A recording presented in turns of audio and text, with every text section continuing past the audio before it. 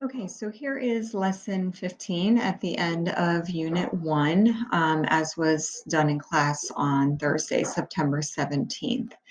Um, I am going to cover lessons 15 and 16 today as there's not going to be a whole lot for tomorrow.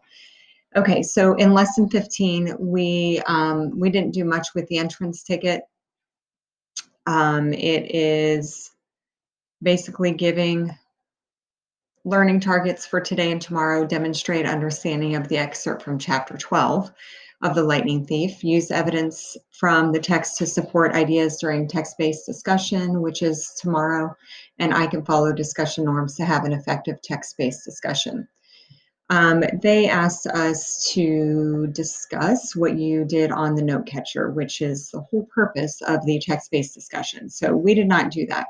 But I did point out that within this page, there are some flashcards. I believe it's Quizlet that it's linked to that you can use for some information on chapters 1 through 12 of Percy Jackson. Then we went into our chapter 12 excerpt. Today's chapter was about Percy having his dream, and then they got advice from a pink poodle. And so you are doing a gist and then answering one of these questions as well in the text box.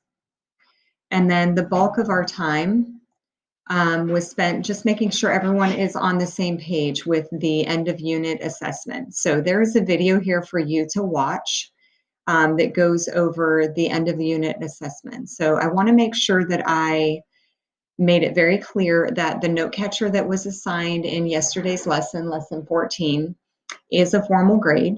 You were to identify 3 challenges that Percy has faced, provide the action or choice he made in response to the challenge and what that reveals about his character, including the chapter number. I have encouraged students to identify more than one character trait so that you have something to add to the conversation in case somebody has already claimed your character trait. Also wanted to make sure that you did not miss the second part of this assignment, the reflection. What do Percy's responses tell us about his strengths and weaknesses? Cite evidence from the text to support your answer. So reminder that this is a formal grade. This part is definitely part of that grade.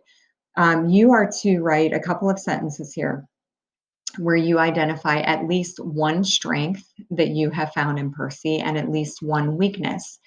I have said that as long as you can provide text support, you can have any opinion you want about a strength or weakness for Percy. You just need to have text evidence to back it up. So you could say that Percy's loyalty to his friends and his family is his strength and explain why using text evidence. You could also say that Percy's loyalty to his mom is a weakness and provide text evidence of that and rash decisions maybe he makes. So it can go either way, but you need to have one strength, one weakness with text evidence for both. Then today's assignment is this one. So you would click here to make your own copy of this second part of the assignment. The video, it tells us that the end of unit assessment is 2 parts.